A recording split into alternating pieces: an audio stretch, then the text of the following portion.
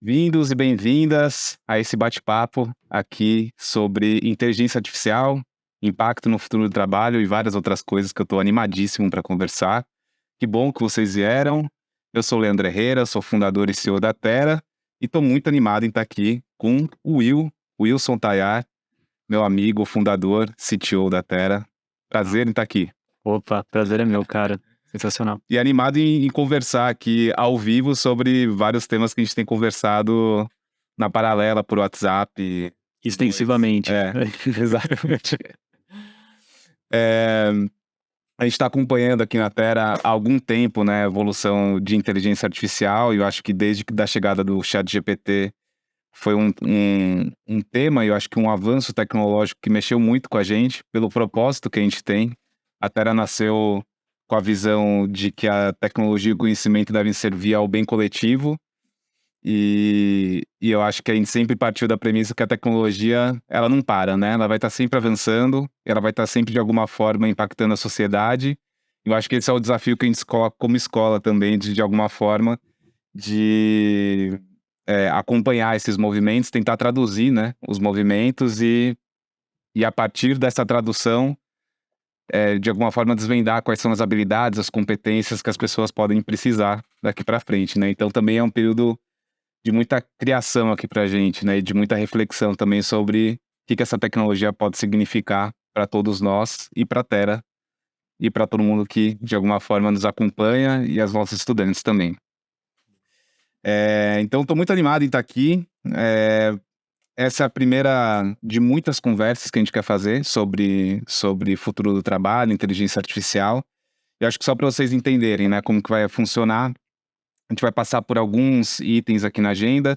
Em geral, a gente vai falar bastante sobre o ChatGPT especificamente, né, como uma tecnologia, uma fundação mesmo, ou até um exemplo de caso de uso que cresceu muito rápido e que eu acho que tem um impacto muito significativo, já está tendo um impacto significativo no nosso dia a dia mesmo como profissionais. Mas a gente também vai explorar um pouco mais outros conceitos, né, ou o conceito mais abrangente de inteligência artificial, como que isso conversa com o mercado de trabalho, o que a gente pode esperar para o futuro, qual que é o impacto nas carreiras, enfim, vários temas. É uma caixinha que você abre e outras vão se abrindo também. Com certeza. Mas estou muito animado em estar aqui. Quer falar alguma coisa para começar? Só que eu tô extremamente animado, cara. A gente pode ir direto pro ChatGPT já. Boa. Então tá bom, então vambora. Então primeiro, ChatGPT, o que é, como funciona, como surgiu. E aqui eu sei que o ChatGPT ele foi lançado em, se eu não me engano, 30 de novembro de 2022, né? Pelo menos a versão que se tornou viral, né? Total. Então a gente já vai fazer o quê? 5 meses, né? 5, 6 meses que isso aconteceu. Mas a gente vai voltar lá atrás para tentar colocar todo mundo na mesma página. Acho que a primeira coisa para a gente falar aqui, que eu acho que é legal, é que o ChatGPT foi a ferramenta, ou até a tecnologia, ou a aplicação, que escalou mais rápido na história da tecnologia. A gente tem até um slide para colocar aqui, olhando alguns produtos e como que eles escalaram ao longo do tempo, né? Então a gente vê que, enquanto o Instagram, por exemplo, levou 30 meses para crescer aqui, né? Levou 30 meses para alcançar 100 milhões de usuários, o TikTok levou 9 meses e o ChatGPT levou 2 meses só. É incrível, é como um produto que não existia, de repente ele sai do zero para 100 milhões de usuários, né? Muito interessante. E eu acho que o mais interessante dessa lista aqui é que tem alguns aplicativos, ou a maioria desses que estão listados aqui, eles têm algum tipo de efeito de rede ligado a eles, né? Então, o Instagram ele vai crescendo muito rápido porque naturalmente você vai criando a sua rede e isso gera, né, um motor de crescimento. Então, Exato. é muito interessante ver uma aplicação que ela não tem isso, né? A grande maioria tem alguma coisa de rede social envolvida e ele não. Ele é completamente focado em ser um ChatGPT. E ele foi o mais rápido, né? Mas aí eu queria dar um passinho atrás aqui, então pedir para você explicar, Will, o que é o ChatGPT? Tá. Cara, basicamente ele é um chatbot criado pela OpenAI. Então, ele é uma interface de chat, tem até aqui um slide, depois a gente vai entrar nele, mas só pra gente ter uma imagem aqui para representar. Ele é uma interface de chat que você manda uma mensagem e essa interface de chat se comunica com um modelo de linguagem avançado, que é o tal do LLM, né, o Large Language Model, que é o GPT da OpenAI. Então o ChatGPT é meio que um produto ponte para você se comunicar com esse modelo, que é o GPT. Falando, sendo um pouco mais específico aqui, hoje em massa que todo mundo está usando é o GPT 3.5, né, o 3.5 ali, só que o 4 já está em beta, e o 4 é muito superior em termos de capacidade do que pode fazer. A gente vai entrar mais um pouco mais para frente, mas já o 3.5 foi o que causou esse efeito viral tão grande, né? Foi o que, quando o pessoal começou a falar com ele, que começou a receber respostas a nível de tipo, meu, putz, vamos parar para prestar atenção que realmente aqui Tem alguma coisa. isso tá avançando. Total. Que legal. Então, basicamente, é um modelo que foi treinado com um monte de informação, textos, Exato. palavras, né? Só palavras, no caso do ChatGPT. Ele basicamente é isso. Deram para ele é como se fosse, sei lá, uma biblioteca enorme com todo o conhecimento que eles conseguiram achar na humanidade e colocaram isso num programa de computador que entende os padrões da nossa língua. Ou de várias línguas, na verdade. Então, inclusive, a gente pode fazer o teste depois. Se você falar para ele dizer alguma coisa, te dar uma resposta, você fala, agora diga isso em mandarim, diga isso em alemão. Ele traduz, porque ele tá treinado nos padrões de diversas línguas. Então, ele é um grande... a única coisa que eu acho que inteligências artificiais e a nossa inteligência tem muito em comum é esse encontro de padrões, né? A gente entende muito sobre padrões. Nosso cérebro foi muito focado nisso durante a evolução. Então, muito do que a inteligência artificial quer fazer é achar esses padrões e colocar eles em perspectiva, e é isso que eles fazem. Exemplo prático super raso aqui, mas a mesma coisa que acontece quando a gente tenta usar a sugestão do teclado do nosso celular para mandar uma mensagem. Ele basicamente está se baseando em todas as mensagens que a gente já mandou, então ele vai sugerindo até A próxima palavra. a próxima palavra. Eles trabalham de forma similar, né? Então esses modelos de linguagem, eles sabem qual é o padrão, e eles vão trabalhando em cima disso. Perfeito. Perfeito. E a única coisa que ele consegue gerar na prática é texto. É a próxima palavra. Para esse modelo de Pra esse linguagem modelo. de palavra, Perfeito. exato. De que o Large Language Model, para isso é isso. Boa, boa. Acho que mais fácil do que explicar conceitualmente é mostrar, né? Vamos mostrar, se alguém ainda não viu, né, como que funciona. Porque o ChatGPT tem uma coisa curiosa, né? Ele é muito viral porque é o tipo de coisa que você conta pra alguém, essa pessoa imediatamente fala, eu quero ver, e aí geralmente você tá numa mesa de restaurante mostrando como que Exato. funciona. Então, aí, nesse ponto ainda é difícil, principalmente aqui entre os nossos estudantes, provavelmente alguém que não viu, mas de qualquer forma vamos mostrar Bora. como que funciona, e daqui a gente vai aprofundando. Então, basicamente, essa é a interface. Super fácil, assim, tipo, nunca vi um produto tão mais fácil de usar. O que é a OpenAI?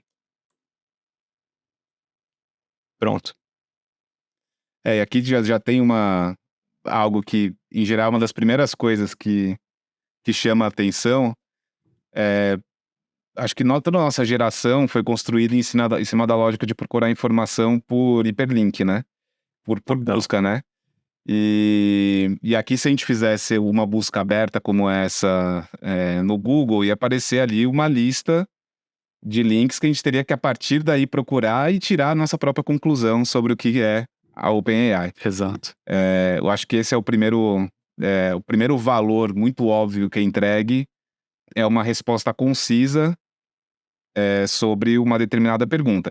E isso aqui é um caso de uso que talvez não seja nem o caso de uso principal do ChatGPT, né? Fazer uma pergunta aberta, né? Exato, até porque existem riscos, né, de perguntas abertas e tudo mais, mas na prática é o começo da mudança de como a gente trabalha com buscas, né? É o que você falou, a gente está acostumado a falar com o Google em palavras-chave, né? A gente está acostumado a usar keywords, né, que a gente fala. Então, tipo assim, OpenAI, a gente digitaria só isso provavelmente no Google e esperaria um resultado do Wikipedia ou aquele card de informação deles. Buscas mais complexas, a gente provavelmente também não digitaria como se a gente estivesse falando com um humano, perguntando alguma coisa. Então, outra coisa que é bem interessante desse produto, desses modelos de linguagem, é o fato de eles entenderem linguagem natural. O fato de que, pela primeira vez, a gente tem uma interface computacional conversando com a gente da maneira como a gente conversa. Em 2018, inclusive, o Google introduziu o Duplex, né? Eles mostraram no evento do Google. E o Duplex foi aquela AI que falava com outras... Não sei se você lembra dessa demonstração? Não. Ele falava, ligava... E era incrível, assim, a demonstração. E era basicamente isso, só que com uma baita linguagem também ali, uma baita AI de linguagem falada também, né? De text-to-speech também por trás. Mas é basicamente isso, assim. É a primeira vez que a gente tá vendo isso agora num formato de texto que a gente pode, de fato, conversar, né? Porque o Google, tipo, atrasou demais para liberar essa tecnologia, não liberou para o mundo inteiro ainda. É só para usuários de Pixel nos Estados Unidos.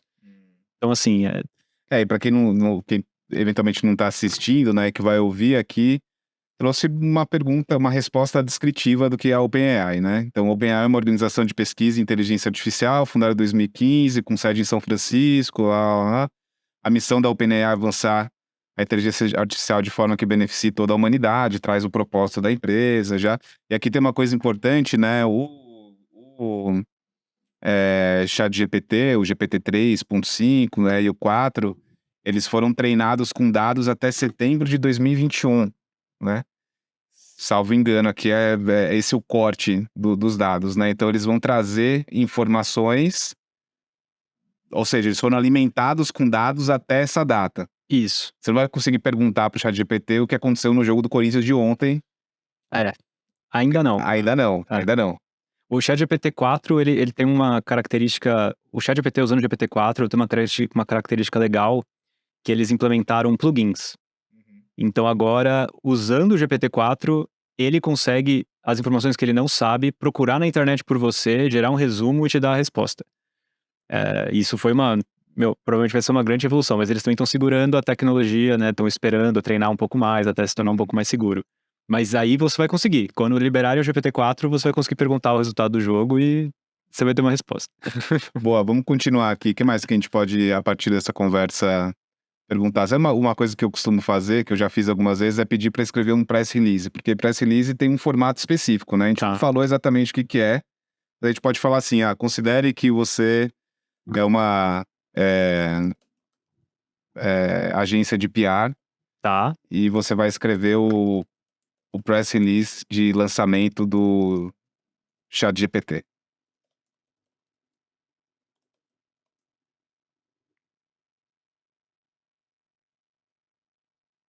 Feito.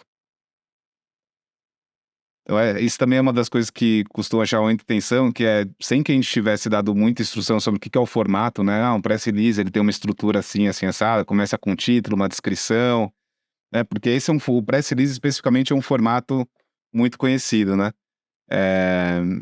Mas sem dar nenhuma instrução, ele consegue pegar as informações gerais, né? Sobre o que a gente tinha perguntado acima e construir. Eu acho que isso, no final, é um pouco do que também tem se falado muito sobre o medo, né, da inteligência artificial ocupar alguns postos de trabalho mais criativos, né? Sim. Quando a gente vê aplicações mais ou menos aqui. A gente poderia, a partir daqui, pedir, por exemplo, para ele escrever 10 textos para ranqueamento de SEO para OpenAI e para o ChatGPT, né? E é sem fim, né? Essa possibilidade de ir interagindo e pedindo diferentes casos de uso pro algoritmo aqui, pro software, pro modelo, né?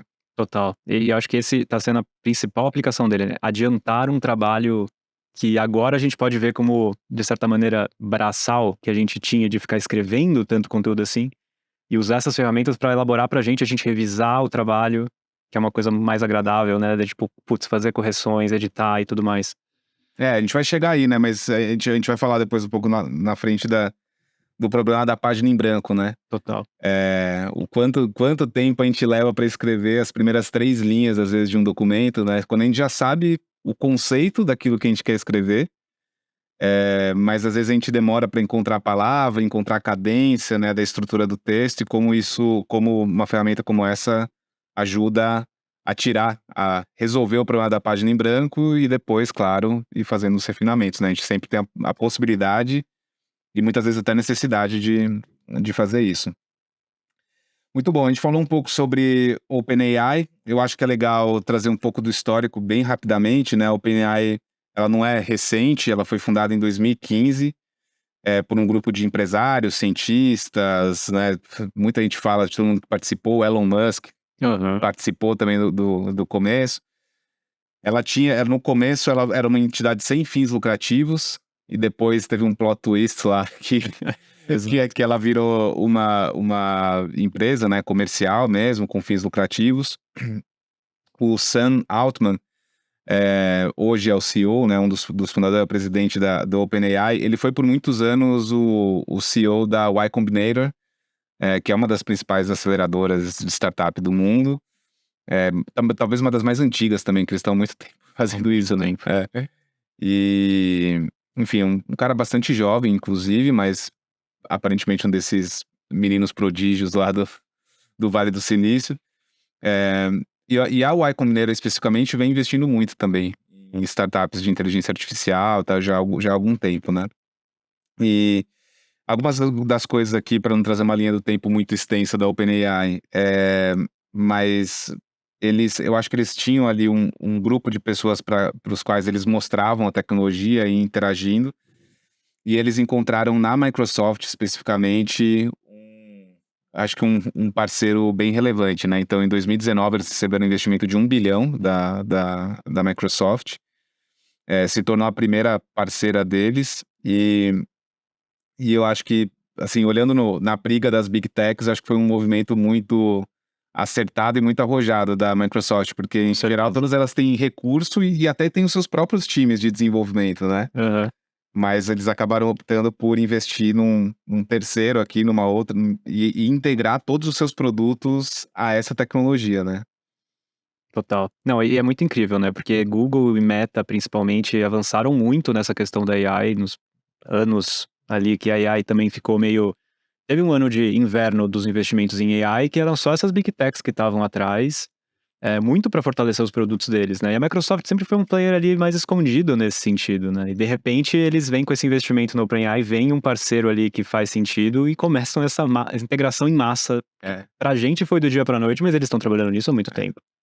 A impressão que me deu é que eles cozinharam isso por muito tempo e já assim, tinham um roadmap de lançamento É. muito, muito encaixado para 2023, né? Eles tiveram um privilégio, de certa forma, de ter acesso antecipado. Privilégio e pagaram, né?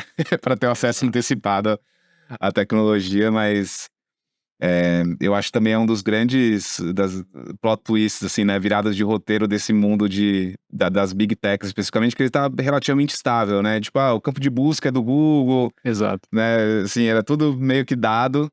Aí eu acho que esse ano as coisas bagunçaram mesmo. E até mesmo quando a gente pensa no produto de busca, né, do Google, que é ainda o cash call do Google, né? Onde vem a maior parte do dinheiro. Era difícil a gente pensar até surgir um produto como esse, de que essa unidade de negócio poderia estar em risco de alguma forma, né? E hoje você olha e fala, putz, isso aqui tá realmente É, em risco, né? inclusive notícias recentes, né? Você ficou sabendo do contrato da Samsung? Não. Aparentemente, o pessoal do Google tá um pouquinho. Que vazou, né? Não sei, não tô lá. Mas o que eu li de notícia foi que o pessoal do Google tá um pouquinho levemente desesperado, porque diz que a Samsung considerou tirar o Google como buscador padrão e colocar o Bing por causa da AI. E isso é um contrato de 3 bilhões de dólares pro Google. Uau. Então, realmente mexeu com eles, assim. Já falaram que vai ter um projeto novo, esqueci o nome agora, Mag, alguma coisa assim, que é sobre fazer a mesma coisa que o Bing fez com implementar GPT dentro do Bing e tudo mais, mas fazer isso com o Google, usando o Bard, né, que é a AI deles e tudo mais. É uma corrida mesmo, né? É uma corrida. É muito louco. Aqui a gente tem na tela aqui um mapa de investimento da OpenAI. O Google já investe em inteligência artificial desde mais de uma década, né? Com a DeepMind, Eles têm um mapa grande, né? Mas é legal ver também que a OpenAI já começou com seu próprio fundo de investimento e provavelmente já tem mais do que esse volume aqui, mas acho que o principal é olhar para os diferentes casos de uso que você pode ter de uma inteligência artificial generativa, né? Total. Ou seja, que gera algum output, né? Aqui nesse caso, depois a gente vai falar um pouco sobre isso, né? Mas dentro do campo de inteligência artificial, as generativas são as que vão gerar, a partir do treinamento que elas tiveram, algum tipo de output. Texto, vídeo, imagem, né? Enfim. E aí aqui tem vários casos de uso interessantes, né? Então, eu já investiram em um assistente legal, que chama Harvey. Então, você pensa o volume de dados que você pode adicionar ao modelo só de histórico jurídico, processos, milhões e milhões e milhões de palavras, para uso especificamente por firmas de advocacia pelo mundo, né? Então, Aham. isso aqui é o Harvey. Tem o Speak, que é um aplicativo de aprendizagem de línguas. Aqui também é um campo super passível de disrupção, né, com inteligência artificial. A gente viu o Duolingo também já integrando muito rapidamente, né? É, enfim, tem uma série aqui, tem até ferramenta de design que chama Diagram, que também é integrada, né? Enfim, então, assim, cobre desde ferramentas de produtividade, áudio, editor de áudio e vídeo, assistente jurídico, Ah, ferramenta de design, né? E aqui, provavelmente, é 1% de tudo que isso pode cobrir, né, no futuro. total. Inclusive, uma das áreas que a OpenAI investiu, eu não sei se foi um seed ou se foi um Series A, não lembro agora, mas é uma empresa que está focada em robótica para fazer embodiment, que é você dar um corpo robótico para uma AI. Então, assim, a coisa já tá indo muito pro futuro. Total. Acho que chama X, alguma coisa assim. Mas tá indo É. rápido. E o que você acha que, assim, pensando no ponto de vista de tese, né? É, é muito interessante ver a adoção muito rápida de uma tecnologia, né? Como aconteceu aqui. Então, chegar em 2 meses a 100 milhões e em 5 dias a 1 milhão, né? Também teve isso, né? Levou 5 dias para chegar em 1 milhão de usuários e 60 dias para chegar em 100 milhões. O que você acha que são elementos por trás aqui da tecnologia e do produto, né? Que levaram a essa adoção tão rápida? Com certeza a interface, né? Falar a linguagem, aplicar a linguagem natural num produto, onde você só tem uma caixa de texto e digite o que você precisar digitar, é a coisa mais incrível que existe, né? Acho que a gente nunca teve isso na história. É um Sim. produto incrível nesse sentido. Lembra até um pouco a própria simplicidade do buscador do Google, né? Exatamente, é isso. A diferença é, tipo, enquanto o Google, a gente tá treinado, condicionado a procurar, né, pelos keywords lá que a gente tava falando, com a ChatGPT, você faz uma pergunta em linguagem natural, você define, você fala pra ela ser outra pessoa, se você quiser fazer com que ela seja isso, você tem o controle total de algo que pode te dar possibilidades infinitas É. na prática. Eu acho que no final isso ajudou muito a tornar viral. Eu já tive, não sei se você já teve, eu já tive algumas experiências de ser a primeira pessoa que explica para alguém Aham, o que é o ChatGPT e faz uma demonstração para ela. E literalmente leva, tipo, sei lá, às vezes 30 segundos ou 1 minuto pra pessoa falar, isso vai mudar a história do mundo. Assim, né? tal. É muito rápido que você entende, né? É muito rápido. É incrível. E eu acho que outra coisa é, fora essa questão que é uma questão de acessibilidade da interface, é a acessibilidade da língua. O fato dela poder falar qualquer língua, é, Também. isso a gente também nunca tinha visto isso antes. Tão rápido, né? Porque Então, normalmente o release de produto é assim, você começa exato, numa língua, aí vamos internacionalizar. exatamente. É, Então isso foi muito incrível, assim, é um potencial de aplicação na vida das pessoas instantânea. Combinado a isso, eles também foram muito inteligentes em criar uma API que também fosse muito fácil de utilizar. Então você olha a documentação da API deles, é extremamente simples, o que permitiu que outros produtos começassem a integrar a AI, e aí começa a ser algo natural, né? Então é meio como que as funcionalidades de AI dos outros produtos também te façam relembrar do ChatGPT, e você tá no ecossistema agora de produtos que você percebe uma familiaridade entre as funcionalidades. sim, Então virou algo da mesma maneira que provavelmente as pessoas que buscavam no Facebook buscam igual no Google, agora as pessoas sabem quando tem AI e também buscam de uma maneira que AIs vão entender. perfeito. Eu acho que aí que tá um pouco de uma mudança de paradigma, tá acontecendo muito rápido, né? Mas é o padrão de interação, né? Humano user interface, né?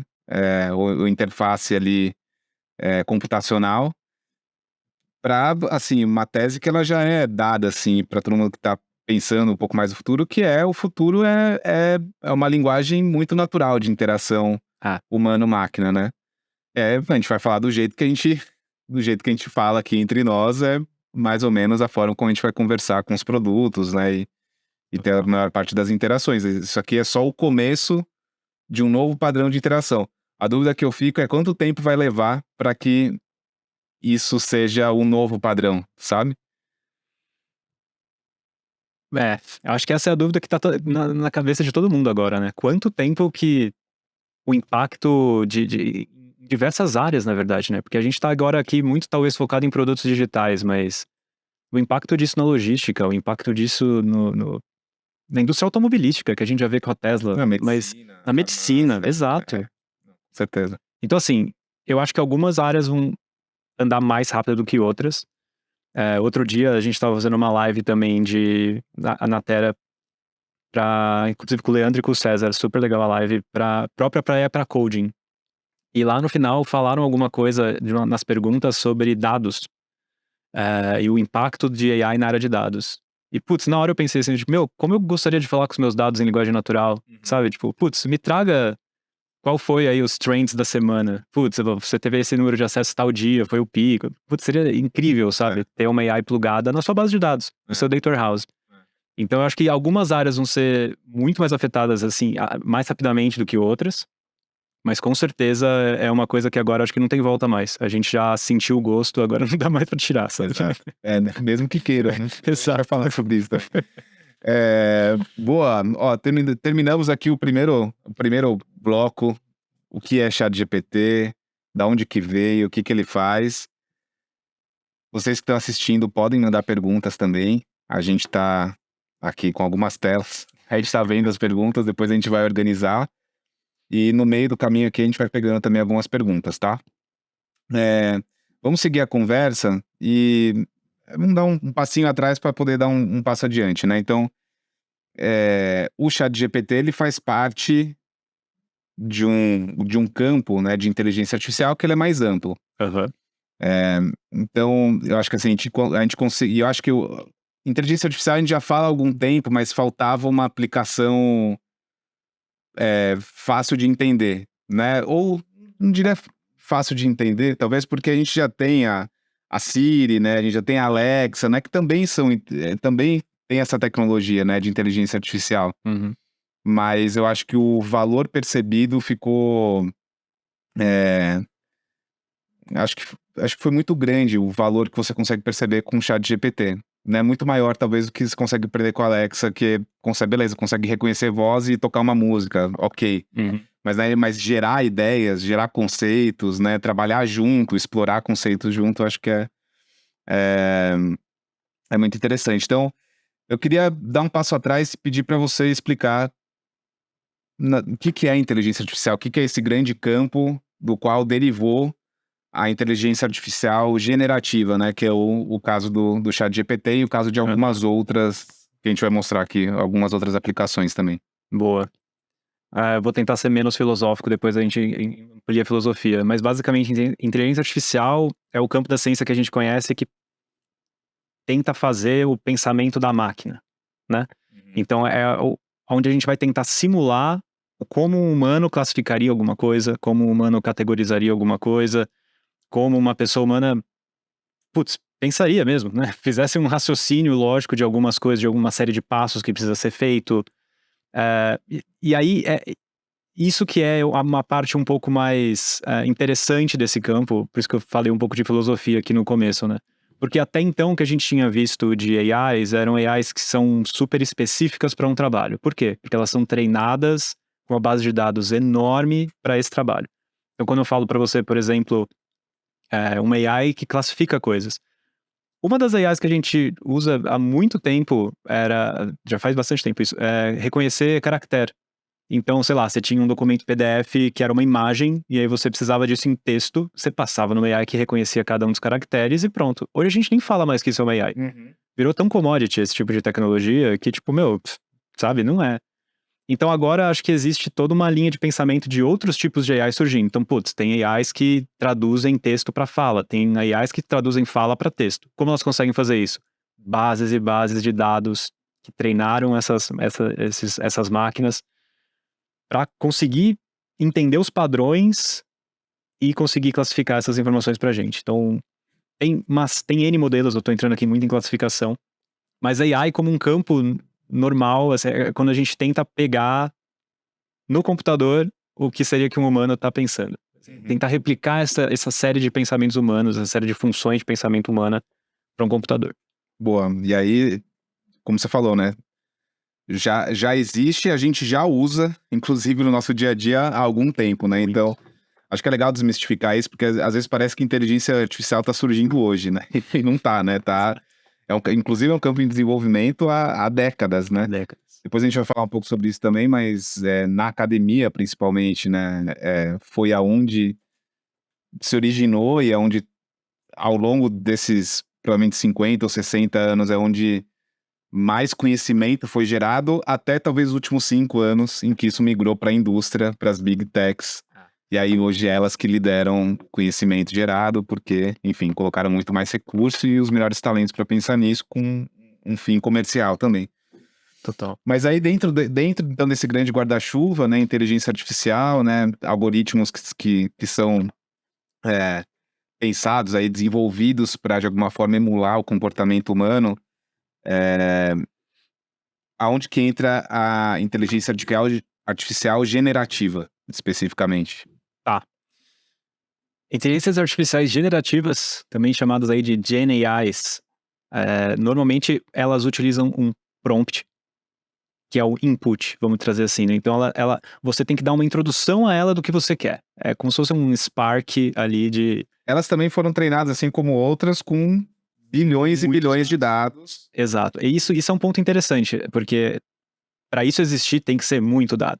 Então a gente não tá falando de uma AI que foi, putz, vou aqui usar uma AI na minha empresa para classificar certa coisa da minha empresa. Não, isso aqui a gente tá falando de bases treinadas, inclusive essa notícia hoje com o Sam Altman, perguntaram para ele, custa $100 mil treinar o ChatGPT 4? Ele falou, cara, muito mais que isso, assim. Então assim, só para treinar, são milhões de dólares, assim, sabe? Tipo, é absurdo. Então, no geral, o que a GenAI faz? A partir de um prompt que você passa para ela, que seria o seu input ali, ela começa a trabalhar os padrões e encontrar o que vai te satisfazer de alguma maneira. O que vai satisfazer? Porque ela entende os padrões da linguagem humana, ou de como os humanos veem o mundo através das fotos, né? Quando a gente está falando de AIs de foto. Então elas buscam, através do seu prompt, replicar uma informação que vai bater de acordo com os padrões que ela sabe que são aceitos por nós. E vai fazendo essa geração múltiplas vezes até ela encontrar, putz, essa eu gerei legal. Então ela tem várias, ela não trabalha só com uma geração, né? Ali no ChatGPT parece que ele só fez isso uma vez. Mas nesse meio tempo, entre o nosso prompt e ele dar a resposta pra gente ali, linha por linha, ele fez diversas combinações, testou elas e falou, putz, não, essa daqui é a que eu acho que vai satisfazer os humanos. E aí ele traz pra gente, né? Ele não pensa isso, tá, gente? Ele só, tipo, bate com os padrões. Probabilidade matemática. Exato. Então, assim, é bem por aí. E aí a gente sai com esse resultado que, putz, impressiona. Tipo, putz, isso aqui não é uma pessoa mesmo? Será que não é uma pessoa? Então é mais ou menos por aí. Boa. Eu acho que vale, como acho que tá todo mundo com o ChatGPT na cabeça, vale a gente abrir aqui e navegar um pouco por outras aplicações. Boa. Algumas também, acho que todo mundo já viu, que elas são igualmente impressionantes, né? Quando a gente fala de imagens, por exemplo, mas tem algumas aplicações legais aqui, só pra gente fazer uma navegação geral. Boa. Vamos pra Midjourney primeiro? Pode ser. A Midjourney é bem difícil de testar, né? Tá toda fechada. Mas na prática, ela tem uma... A gente pode pegar aqui, ó, Showcase. Basicamente, aqui, pediram... Não dá pra dar um upscale aqui. Não dá um zoom.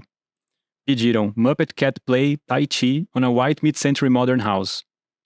Cara, é isso. Fez um gato fazendo Tai Chi. É muito incrível. Que lindo. E com uma qualidade também absurda, né? E aqui é legal que também todos os estilos, né? Você pode trabalhar com diversos estilos de arte e até um dos casos mais impressionantes que eu vi são de fotografia, que eu acho que um que tá aparecendo cada vez mais, né? Sim, o modelo novo da Midjourney, inclusive, suporta uma... nesse modelo aqui, já tá bem melhor. Mas às vezes ainda dá uma impressão de que, putz, isso aqui tá parecendo que não foi... Né, quando é foto, assim, super realista, às vezes ela ainda faz alguns errinhos. Mas, cara, já dá pra ver, assim, se você vê essa foto de longe, é uma foto. Sim. É uma foto. Tem que ver bem de perto pra procurar alguma imperfeição, né? E esse lance de trabalhar os estilos também é uma coisa muito legal. É muito genial, né? Tipo, um estilo mais retrô aqui, por exemplo. Comida, cara, eu acho que assim, comida mudou o jogo. Assim, Mudou o jogo. Inclusive o Google, no exemplo que ele usou para empresas, assim, né, das AIs que eles estão lançando, foi para fazer uma campanha de marketing de uma empresa de nuts, assim, eu acho que foi alguma coisa assim. E todas as imagens que eles geraram para fazer essa campanha era, tipo, tudo gerado por AI. Então, foto de comida é um campo que eu acho que agora tá... muito impressionante. foi muito para isso. Tem outras, né, relacionadas à imagem também. Tem a da OpenAI, que é o Que é o DALL-E, né? DALL-E, aham. Eu já testei ele algumas vezes, eu tenho um pouco mais de dificuldade de trabalhar com... Ele é um pouco mais... Ele não é tão realista, né?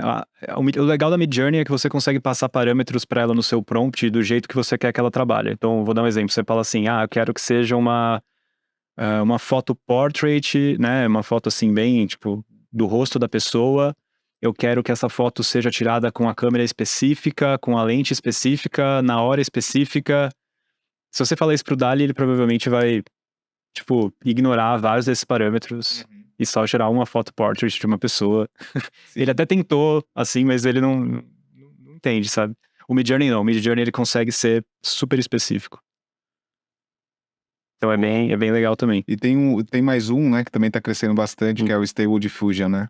O Stable Diffusion também tá muito legal. Eles acabaram de lançar o Excel, inclusive, se eu não me engano. Eu tinha lido outro dia disso. Então, assim, é bem interessante o que eles conseguem fazer também. Eu acho que, assim... Eles parecem que eles já estão indo um pouco mais... Eu brinquei um pouquinho com esse Dream Studio. Eles estão indo um pouco mais pra uma onda de editor também, assim, né? Então, você tem uma parte criativa, mas também já tem uma parte mais integrada de edição de fotos mesmo, de edição de imagens junto dele.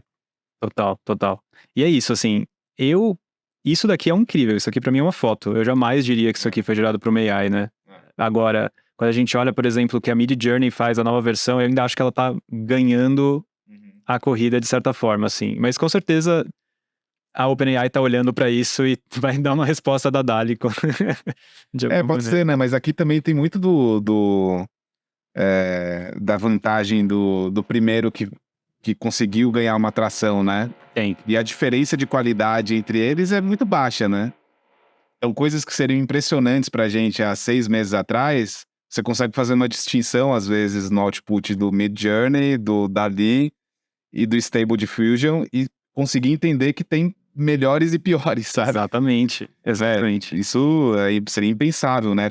Qualquer coisa que fosse gerada há 6 meses atrás já seria incrível. Então a gente consegue até começar a distinguir qualidade entre os diferentes players de um determinado segmento de inteligência artificial com uma aplicação específica, né? Exato.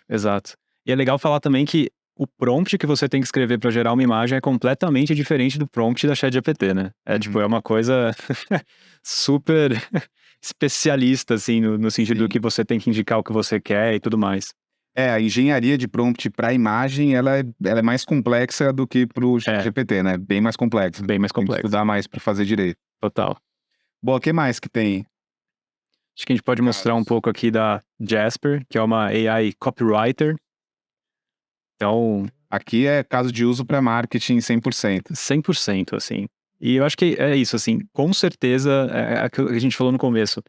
Dá uma acelerada no trabalho, que deve ser... Não, imagina o volume de times que tem como dilema central, como problema central a página em branco, né? Exato. Ou às vezes, os prazos estão ficando cada vez mais apertados, né?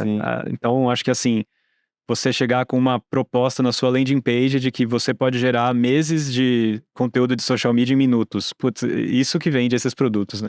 Acho que é esse que é pegado. Tem vários casos de uso, né? Para advertising, para artigos, para e-mails, né? E-mail marketing. Exato. É bem legal também. Tem muita gente usando. Eu vi ali, tem mais de 100 mil usuários já, 100 mil empresas usando. Total. Legal. Aí a gente tem a Murphy, que é para vozes. Então ela consegue basicamente fazer essa parte do text-to-speech, mas com vozes que são muito realistas. Não sei se a gente consegue... Eu vi um caso de uso nesse aí, se for ali acho que... Não sei se é Create ou... Não, acho que é no Products, então.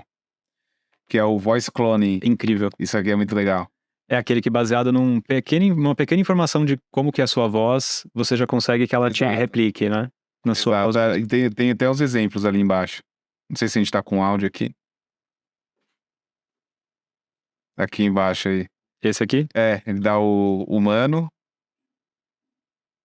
From its first days on the road over 40 years ago, the LAC has ignited a kind of passion in drivers that only a car can. Now, once again, it is poised to redefine what is possible. Perfeito. Introducing the new E5 LAC. Quite simply, the purest expression of who. Parece a mesma voz. Muito Thank you for considering adopting a furry friend from us. Now that you're ready to adopt a pet, we'd like to help you find the right Tem uma one. diferencinha no pitch, mas, meu, só porque a gente tá comparando. Exato.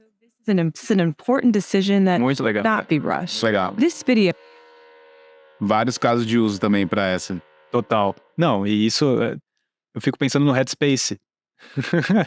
O Headspace consegue, com isso, aumentar a produção deles absurdo, né? Porque basicamente esse é o lance. Faz o upload de tudo que eles já fizeram. Exato. Loucura. Loucura. O que mais temos aí, legal? Fireflies Esse é interessante. Você das notas. você adiciona ele vira um convidado numa reunião, num call. E aí ele toma nota, sumariza o call que você fez e dá action items ainda. Isso também dá para fazer upload de vídeo e tal, ele faz a transcrição. Mas o mais interessante é isso, ele já é convidado diretamente para suas reuniões. Uma vez que você baixa ele já é um terceiro convidado, né? Se tivesse nós dois aqui, ia ter também o Fireflies, que ia tá escutando tudo que a gente tá dizendo, depois ia mandar para nós dois um sumário da conversa e quais são os itens de ação que a gente tem a partir da conversa que a gente tem. Imagina o quanto que a gente perde de informação, às vezes, numa reunião, Exato. né? E às vezes tem que ter uma pessoa só organizando também. Isso aqui muda completamente o jogo, né? Eu acho que isso é uma das coisas mais legais, assim, esses casos de uso todos, né? É que eles são muito fragmentados, mas aí quando eu junto com uma visão futura de um Copilot, por exemplo, né? Que ele vai estar onipresente nas nossas tarefas do dia a dia, tentando nos organizar a nossa agenda, organizar os nossos e-mails, as nossas reuniões, assim. Eu acho que a gente vai ter um salto de produtividade incrível. Não, é muito legal. Não, e isso é um produto, inclusive, que eu acho que as Big Techs vão copiar muito rápido, né? Porque se você mesmo falou do Copilot para a Microsoft, acho que a própria Google vai começar a introduzir. A proposta de valor vai ter que começar a ser interessante, mas muito legal. Tem mais algum? Não. Temos o Harvey. O Harvey, ele tá ainda fechado. Ele não tem ele não tem ainda um caso de uso, assim. O que se sabe dele é que tem 3 dos maiores escritórios de advocacia do mundo estão usando ele num beta. Incrível. E já estão falando que, assim, tá sendo mudando completamente o jogo. Inclusive ele fez notícia recentemente, foi alguns meses atrás, né, que ele ia fazer uma defesa num tribunal, e aí quase na hora ali ele pulou fora, a empresa pulou fora, porque eu acho que meio que o juiz falou, meu, que isso, assim, sabe? Eu não lembro muito bem, mas acho que foi alguma coisa do tipo, assim, então é incrível que isso esteja aplicado. E esse caso jurídico é bem legal, né, porque se a gente olha, por exemplo, na aplicação para coding, tô aqui falando da minha área de atuação aqui, né? Às vezes eu utilizando as AIs de coding, o Copilot da Microsoft e tal, o ChatGPT, eu percebo que às vezes eles me trazem coisas novas que eu, ou, sei lá, tenho um vício em usar alguma coisa de algum outro jeito, e ele me traz, tipo, por que você não faz desse jeito? Sim. Eu imagino isso do lado jurídico, tipo, você tá escrevendo uma defesa e, tipo, meu, por que você não tenta ir por esse caminho ao invés desse? Tipo, deve ser muito genial você ter essa sensação, né? Sem falar o tempo que leva de fato, assim, pra revisar, geralmente negociações, porque tem várias versões, né? E aí cada versão você tem que meio que ler de novo todo o material, mesmo que tenha algum tipo de marcação, o advogado de lá alterou isso, a gente alterou isso e tal, tem um nível de atenção para fazer o scan, né? Escanear o documento inteiro, que é incrível, quando de fato, assim, é um caso de uso que é muito óbvio. Para todos os lados, né? Para o advogado, muito, mas também para o cliente, pode ajudar muito a entender, né? Destrinchar os termos, né? Que está sendo falado. Total. Muito bom, muito bom. Bom, vamos avançar aqui. Já vimos então tudo isso aqui está dentro do campo de Gen AI, né? Generative AI. Vamos só explicar um pouquinho dessa ideia de prompt, né? Porque eu acho que a gente acabou moldando um pouco do nosso pensamento ao longo do tempo. A gente esquece disso porque a gente cresceu fazendo isso, né? Para como procurar informações por meio de palavra-chave, né? A gente foi ficando bom em fazer isso, né? Total. É um tipo de pensamento específico, né? Você vai, eu quero saber aquilo, mas deixa eu fraciono, né? Eu tenho uma estratégia ali para palavra-chave para encontrar as coisas que vão ser mais ali com uma acurácia maior e tal. Como que isso funciona quando a gente fala de prompt? O que é essa ideia de prompt? Tá. É basicamente a ideia do prompt é só o que a gente tá passando para ela, né? Mas a regra do jogo é o tal do token. Então tudo que a gente manda pro prompt vira tokens, que aí uma maneira pra gente poder explicar é como se fosse pedacinhos de palavras que têm um significado maior pro jeito como a AI foi ensinada no seu modelo de dados. Então tudo que a gente alimenta a AI, inclusive os nossos prompts, a base de dados dela, vira token lá dentro. É o nome que que o pessoal deu pra isso, que a gente dá pra isso. Então, como que funciona o prompt? Como eu disse ali, é meio que o Spark da geração, né? É a centelha ali, a fagulha que precisa para ela começar a gerar algo para você. Então, por exemplo, se você digita o gato sentou na, ela vai procurar esses tokens na base de dados dela e vai procurar qual é o padrão de o gato sentou na, e vai começar a gerar informação do tipo assim, na cadeira, na poltrona, na janela. Por quê? Porque faz parte de um padrão. Né? Então, é importante dizer sempre isso, porque depois a gente vai entrar naquela seção dos riscos lá, e acho que essa é uma das forças e um dos riscos, né? Então, basicamente, o prompt trabalha dessa forma. Ele quebra o seu prompt em tokens, ele tira quais são esses tokens importantes para ela, e ela começa a procurar na base de dados dela esses tokens, nessa ordem, nesse padrão, o que esse humano quer. Qual é o padrão aqui de informação que eu tenho que resultar, que dá um resultado para ele, que é satisfatório. E ela começa a gerar uma coisa que nem... Acho que o exemplo que o Leandro Zadok deu na última live de, tipo, ser esse negócio do seu teclado do celular, que aprendeu com as suas mensagens e agora tá te sugerindo que quando você diz, né, tipo, estou indo pro trabalho agora. Meu, é tudo um teclado que tá te sugerindo palavras para você digitar naquele momento, baseado no que você já digitou. Ela faz um pouco desse trabalho. Então ela vai atrás. Uma coisa interessantíssima, né, desses modelos é que ela também entende quando você está fazendo de alguma maneira um pedido para ela, né? Então, pô, você é um consultor de viagens, você é uma tutora de carreira, você é uma consultora de moda. Tudo isso ela consegue entender. É o roleplay, né? Exato. Ela consegue entender que ela deveria agir de outra forma, que agora ela tem que ser... Agir de acordo com o papel. Coisa. Exato. E ela procura os tokens dela baseado nesses padrões para te responder alguma coisa. Então, muito da magia desse modelo tá nisso. Perfeito. Depois a gente vai entrar, quando a gente for fazer uma demonstração, a gente vai entrar mais a fundo ainda, porque eu inclusive tem um campo que ele é profundo de engenharia de prompt, né?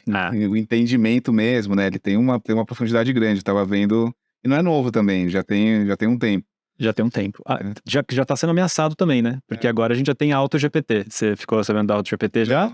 A AutoGPT pegaram basicamente um projeto, colocaram a GPT para falar com ela mesma. Então, gerar prompts. Você basicamente dá uma missão para ela, você dá uma personalidade para ela e vai. E ela se gera um prompt para pro passo, ela, tipo, a partir desse primeiro prompt, ela sabe todos os outros que ela meio que tem que fazer até certo ponto, vai fazendo, vai executando.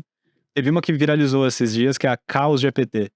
Então, pegaram esse projeto do AutoGPT e falaram, você é uma AI destrutiva, você quer o final da humanidade, e soltaram. Ela fez uma conta no Twitter, postava no Twitter, respondia o pessoal do Twitter, porque ela falou, não, meu primeiro objetivo, já que eu não tenho recursos, eu não tenho nada, é ir atrás de manipular pessoas, é ir atrás de audiência. E aí ela começa a fazer esse tipo de coisa.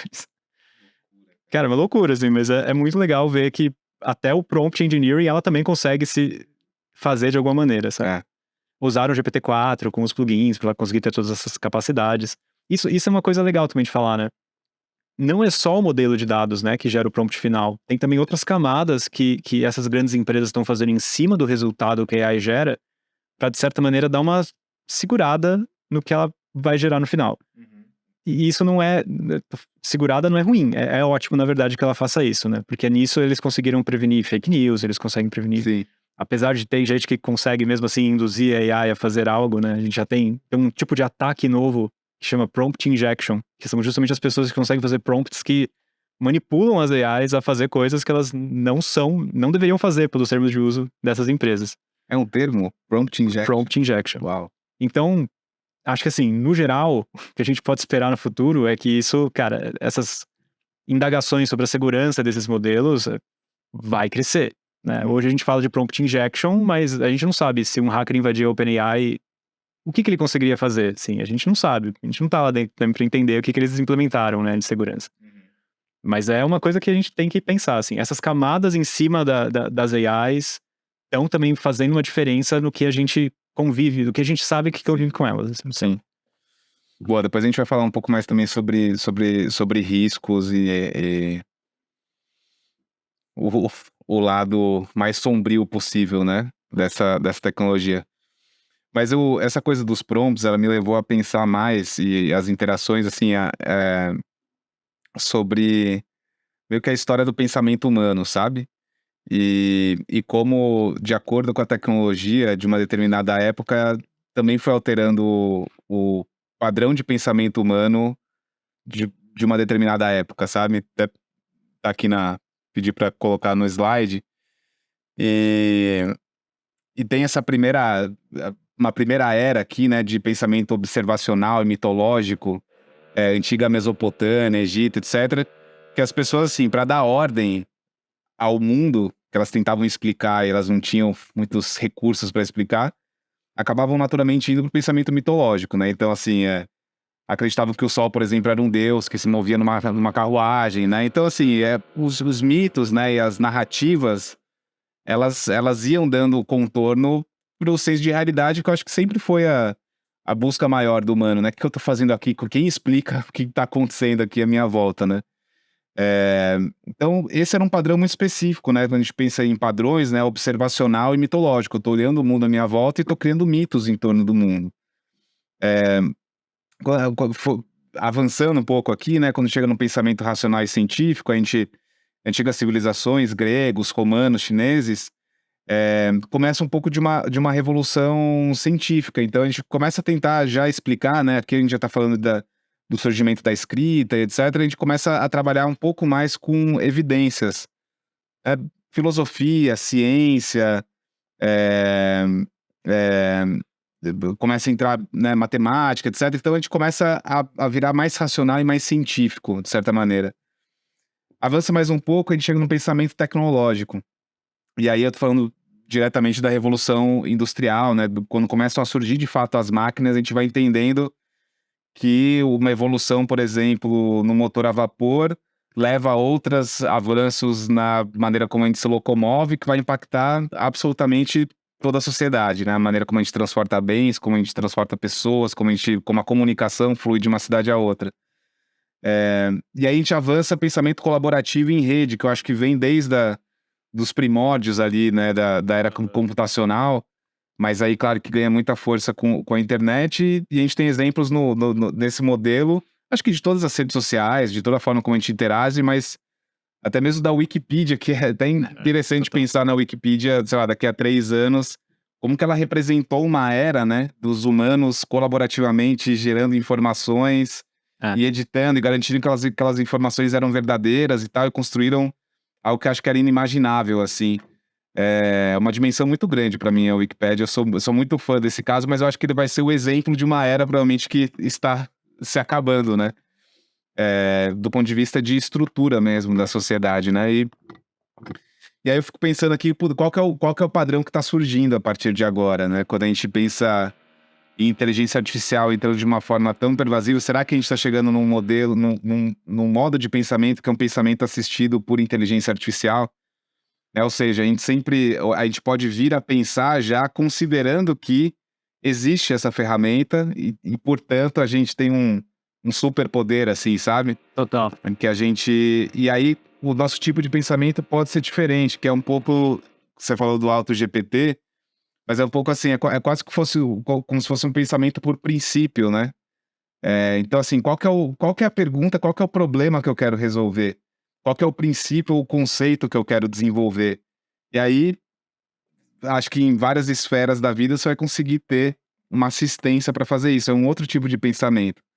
Mas é um pensamento que considera que existe uma tecnologia que pode meio que pegar, como se fosse um revezamento, assim, me vem essa imagem, né? Você tá correndo, você vai passar o bastão para alguém, sabe? Total. E que até então a gente não teve, né, esse padrão, essa possibilidade, eu acho que em outras eras, né? Como que isso muda, de fato, a anatomia do pensamento de uma sociedade, né? Eu acho que tem um exemplo bem legal. A ficção científica, na verdade, são os melhores exemplos que a gente tem, né, desse tipo de coisa, né? Mas naquele filme Her, com o Joaquin Phoenix, Sim.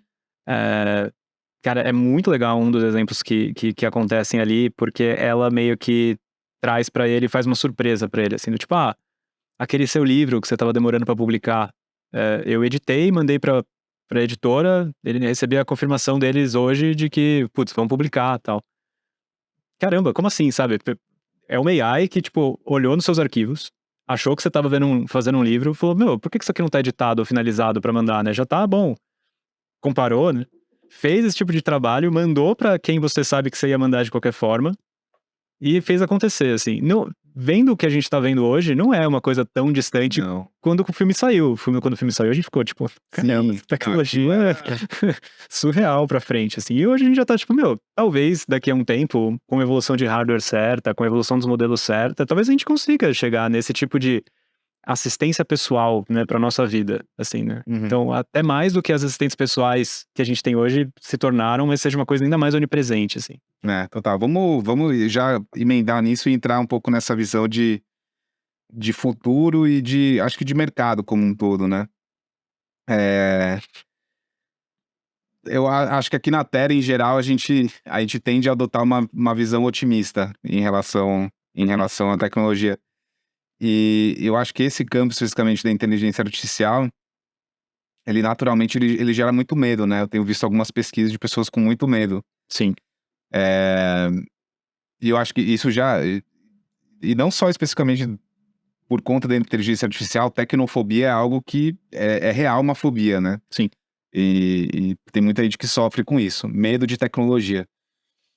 Mas acho que quando a gente vai se aproximando de usos, de representações, né, que colocam em xeque, assim, ou confrontam diretamente algo que a gente entendia que era muito inerentemente humano, que só o humano conseguiria fazer, né, de fato assusta. E eu acho que as nossas projeções, elas são sempre o lugar da sobrevivência, né? Uhum. Então, o nosso viés negativo, ele é um viés de sobrevivência também. Eu particularmente acho que é mais fácil controlar um modelo de inteligência artificial do que uma rede social, por exemplo, controlar as ações dos seus usuários, sabe? Aham. Então, eu sou mais esperançoso, por exemplo, com a ideia de fake news, porque eu tendo a achar que, embora isso seja possível com inteligência artificial, uma vez detectado a razão pela qual ela está gerando notícias falsas, é mais fácil você trabalhar no modelo do que você criar incentivos para as pessoas não compartilharem notícias falsas, entendeu? Uhum. E a mesma coisa para outros viés e tudo mais. Mas enfim, é uma visão super otimista de uma das possíveis que existem aqui, né? Não sei qual que é a sua visão sobre isso.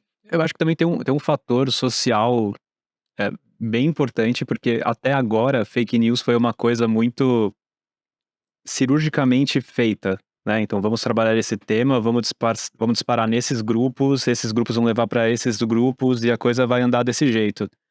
E agora é tão escrachado, né? É o Papa vestindo roupas caras, Sim. é o Trump fugindo da polícia, que naturalmente agora vai virar uma coisa do tipo, meu, as pessoas vão começar naturalmente a não acreditar no que elas vão ouvir. Porque de fato, tipo, não, isso aí é fake news, a AI gerou essa notícia. Então eu acho que agora talvez a gente tenha uma volta do vou para uma fonte segura. Eu vou avisar essa pessoa que isso foi feito por uma AI, ou que isso foi provavelmente feito por uma AI. Então eu acho que agora a gente vai ter um pouco desse comeback, assim, como moralidade humana, de parar e pensar, tipo, não, mas outro dia eu vi a foto do papo que era perfeito e não era real, então provavelmente isso aqui também não é real. Eu acho que tem também esse fator meio cultural que a gente vai passar daqui pra frente, sabe? Sim. ficou escrachado. Virou commodity. O fake news virou commodity. É. Bom, vamos falar um pouco de outras perspectivas aqui também. Eu acho que tem um primeiro ponto, que é um ponto interessante que eu já citei antes na conversa aqui, é que essa corrida de inteligência artificial, ela vai ser liderada pelas Big Techs, né?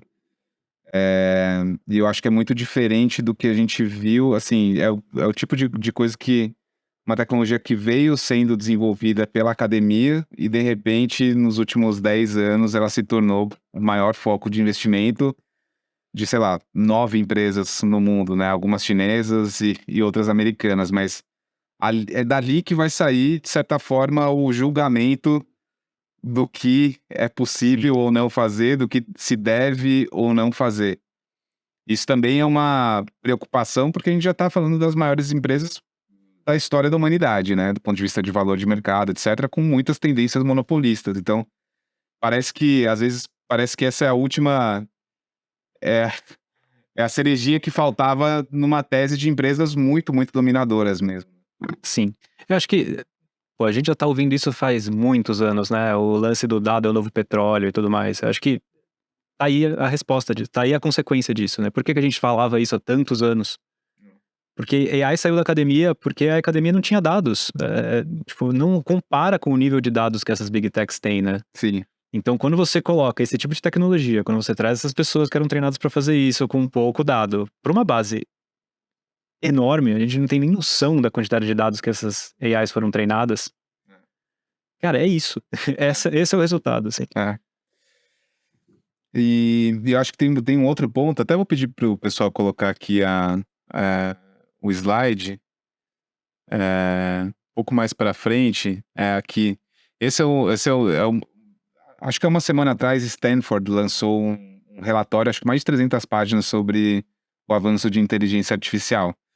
Então, esses gráficos são desse relatório. E aí, o que mais me chamou aqui do lado direito tem a quantidade de parâmetros em modelos de linguagem. Legal. O volume de parâmetros e qual a origem. Então, tudo que é roxinho é indústria. Então, olha lá, isso que eu tava dizendo, né? Desde 1950, que eu acho que é o começo da marcação ali, não só cresceu o volume de parâmetro, como de iniciativas de modelos na indústria, principalmente aqui nos últimos, acho que de 2014 a 2022 ali. Surreal. No gráfico, é surreal.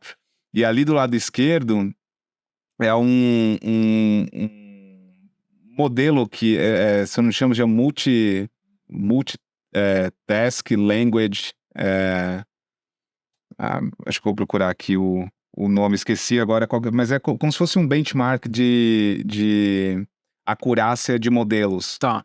Né? Então, quanto que eles conseguem performar, por exemplo, em testes de ciências sociais, biológicos, etc. Legal. Esqueci agora o termo em inglês, qual que é mas é um benchmark que eles estão usando em todos os modelos. E 2019 era, sei lá, 30% a acurácia. O ChatGPT 3.5 chegou em 75%, e eu vi ontem, porque tem um site desse MMLU, que tá em 86%. Nossa. O GPT-4. Então, assim, a gente saiu em 3 anos, 4 anos, de um lugar em que o modelo conseguia, de repente, ter 25, 30% de acurácia nas respostas, para um modelo que tem 86% de acurácia, né? Exato. E que explica um pouco também do que você disse mais cedo sobre o presidente da OpenAI falando, a questão não vai ser mais sobre o tamanho dos modelos. Exato. Porque no final, assim, a gente levou, sei lá, 5, 6 meses do ponto em que a gente tá para chegar num modelo de 86% de acurácia, né? Então, quão melhor pode ser o modelo se ele for maior, né? Exato. É muito interessante. Então, bom, esse é o segundo ponto, né? Inteligência aqui, e acho que aqui conversa um pouco com também preocupações, né? Como essa tecnologia não só teve uma adoção muito rápida, como o ciclo de avanço dela é algo que a gente não tem precedente. Exato. Então é muito difícil prever como ela vai se comportar e como isso vai impactar a sociedade nos próximos 3, 5, 10 anos. Começa a ficar realmente difícil, até porque a gente tem uma certa limitação como humanos de pensar exponencialidade, né? Então a gente provavelmente vai ser pego sempre de surpresa aqui nesse território. Exato. Não, e assim, o número de mudanças que vai acontecer, tanto para o bem quanto para o mal, pelo uso dessas AIs, é um negócio que a gente talvez não tenha total mapeamento ainda, total impacto, porque depende muito da indústria também, Uhum. né? Como a gente estava falando. Mas assim, eu acho que para todo ponto negativo, o legal é que é uma tecnologia que para todo ponto negativo a gente consegue usar ela para também tentar melhorar de alguma maneira, né? Então, assim, falando de aumento de produtividade, tá focado, acho que para essa primeira fase nisso. Muitas das coisas que a gente viu aqui, inclusive, né, o Fireflies e tudo mais, tá muito focado nisso. É, aumento por exemplo, né, putz, será que eu sou um profissional que usa AI no meu dia a dia, versus eu sou um profissional que não usa AI no meu dia a dia? O que as empresas vão considerar na hora de contratar alguém, né? Alguém que consegue usar de uma maneira, o seu trabalho de uma maneira mais produtiva usando essas tecnologias, ou alguém que não, né? Sim. É o lance que a gente já viu no Word, né? Na época que saiu o Word lá atrás, em pessoas que sabiam ter curso, tinha curso de digitação, tinha saber usar o Word e tudo mais, versus, né? Sim. Hoje em dia. É. E eu acho que tem uma questão também dessa integração, né? Que você comentou do lance de produtividade, mas é uma integração, acho que transversal, de inteligência artificial e humanos em várias microesferas e micro casos de uso, assim, né? Até vou pedir pra gente jogar aqui os exemplos de o volume de ferramentas que já existe, né? Então tem a Futurepedia, acho que você Futurepedia você abriu aí, não? aqui. Aí. Futurepedia. Então aqui são 1.856 ferramentas de AI em 54 categorias. Então tem de tudo. Tem desde Social Media Assistant, Education Assistant, gerador de imagem, produtividade, Life Assistant. E é incrível, né, assim, porque a gente pensa que a matriz, o ChatGPT lançou em novembro do ano passado, né, estava em desenvolvimento há muito tempo, mas lançou em novembro do ano passado e teve esse nível de adoção. Uhum. E olha, assim, em 5 meses o volume de ferramentas inteligentes, né, com inteligência artificial que já estão no mercado, já estão disponíveis. Algumas são ótimas, algumas são péssimas, assim, tem de tudo, né, aquele momento que Exato. mas é muito interessante, porque em si é como se fosse uma plataforma, né? Assim como a internet foi uma plataforma para criação, também modelos de inteligência artificial são plataformas, né, para criação de aplicações e de soluções, né? Exato. Eu acho que esse vai ser o maior impacto, né? A gente tá falando aqui de uma outra indústria que vai ser tão transformadora quanto foi a internet nos anos 90, os celulares depois, né? Então, criou-se mercados em volta disso. Na live de coding, inclusive, que a gente falou um pouco disso também, né? De como que, putz, qual vai ser o impacto disso, né? Pra profissão de uma pessoa desenvolvedora, por exemplo. E eu trouxe muito isso, assim, do tipo, putz, talvez o que se espera de uma profissão agora vai aumentar a barra. Vão esperar um nível de produtividade maior de você. Porque essas ferramentas existem e espera-se que você as utilize. Agora, falar de perda de empregos, eu acho que ainda é muito cedo. Eu acho que certamente algumas indústrias, como toda revolução, quando acontece isso, tem algumas indústrias que são mais afetadas. Mas ao mesmo tempo existe um motivador ali, um trator dessa competição nova do mercado, de também chamar mais pessoas para vir trabalhar nesse tipo de ramo, né? Então acho que é muito uma questão mesmo a gente tá falando de uma renovação do mercado, de certa forma, né? Um novo foco de investimento, um novo foco de um monte de coisa, na verdade. Sim, sim. Eu acho que 2 dicas aqui, né, para quem tá assistindo o Futurepedia.io, e aí tem o Product Hunt também, né, que tem uma lista bem legal de vários casos de usos também. Então sempre renovando, quase todo dia tem o lançamento de alguma nova aplicação. É isso. Uma das que eu vi mais legais esses dias foi de uma AI que analisava sua base de código e explicava como o seu código funcionava de uma maneira legal, entendível, né, para outras Sim. pessoas. Então, como funciona o fluxo de login aqui do nosso produto? E ela olhava o código e explicava, o fluxo de login funciona assim, a gente pega desse jeito. É muito legal. Muito legal. Muito bom. Vamos avançando, não sei como estamos de perguntas. Vou abrir aqui, né, vamos ver se tem alguma coisa. Temos perguntas? Temos? Dani, coloca então as perguntas aqui. A gente vai. Boa. Maravilha. Tô falando com a produção aqui, pessoal. Mas ó, a gente tá chegando no final e daqui a pouco tem um Q&A, tá? Perguntas. O último bloco, se eu não me engano, é esse mesmo. Impacto nas carreiras. Aqui é um lugar que eu honestamente ainda oscilo entre... Assim, primeiro, que é muito difícil de prever, né? Exato. Então, ó, curto prazo, eu acho que ainda a gente tá naquela movimentação de todo mundo fazendo uso para entender dentro da sua posição como que você usa e ganha produtividade, tá? Então ainda não vi nenhum lugar que assim é muito óbvio, não, Exato. né? Assim, essa profissão não existe mais, a gente não tá nesse lugar, né? Mas eu acho que também já começam a sair alguns estudos. Até o ano passado, eu sempre usava um estudo do World Economic Forum que falava que até 2025, 85 milhões de empregos seriam destruídos e 97 milhões seriam criados. Então a gente teria um delta positivo de 12 milhões. E aí as previsões dos 85 milhões eram, né, que seriam destruídos, eram aqueles mais repetitivos mesmo, né, que a gente já não conseguia entender que eles de fato estavam numa linha ali de obsolescência. E os 12 milhões estão, em geral, dentro dos campos que, inclusive, a gente trabalha aqui na Terra, né? Então, gestão de produtos digitais, novas metodologias de criação de valor, ciência de dados, programação, etc. Agora, para mim, meio que bagunçou. Eu acho que o World Economic Forum não conseguia prever também a chegada de tão rápida, né? De inteligência artificial generativa, principalmente. Então, um dos estudos é do Goldman Sachs que prevê a perda de 300 milhões de postos de trabalho com automação. E prevê que 2/3 dos empregos nos Estados Unidos e na Europa estão expostos a algum grau de automação por inteligência artificial. Né? E 1/4 de todos os trabalhos existentes podem, eventualmente, ser executados inteiramente por inteligência artificial. Então, bom, esse é um estudo. Né? E aí tem outros estudos que vão numa linha mais assim, tipo, sim, isso vai acontecer, mas provavelmente o que vai acontecer é um novo padrão de interação em que provavelmente todas as profissões existentes, elas vão ter que se ressignificar. Então, aí você pode falar especificamente da sua visão para programadores, que eu acho que é legal.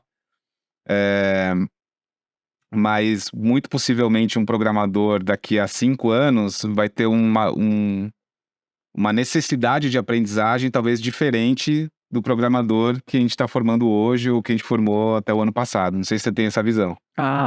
Com certeza. Mas eu acho que isso é comum na programação, no geral. Assim, ao longo dos anos precisou, porque evoluiu muito rápido também, né? Mas eu acho que o que mais afeta agora é essa questão da produtividade. Então, escrever código às vezes é bastante código, assim. Não tem outro jeito de explicar, mas às vezes tem coisas que a gente precisa fazer que na nossa cabeça a gente sabe o objetivo, mas a gente precisa escrever pra caramba pra chegar lá. E hoje você tem uma AI no seu editor de código que você dá um tab, ela entendeu o que você quer fazer e ela preenche, entendeu? A interface dela é o tab. E o paralelo é o mesmo do que a gente mostrou lá no começo de escrever um press release, né? Exato. Então, assim, né, você no final tá escrevendo uma instrução ali, né? Você consegue fazer isso, a sua página em branco no final é a página de criação do código, né? Exato. Você consegue depois editar, e claro, mas já tem um caminho andado. Total. Eu acho que aí entram várias variáveis, né? Para a AI conseguir fazer isso, tem que ser uma linguagem conhecida. Então, se você vai usar um framework novo, uma linguagem nova que saiu amanhã, a AI não vai te ajudar. Ela não tem base para isso. Ela não tem treinamento para isso, né? Então, ela vai precisar ainda de uma boa base. Então, toda pessoa programadora que conseguir escrever um artigo ainda vai ter relevância no mercado, né? Sobre essa nova tecnologia. Acho que, assim, aquele papo de ficar sempre atualizado continua verdade, eu acho que em qualquer área, né?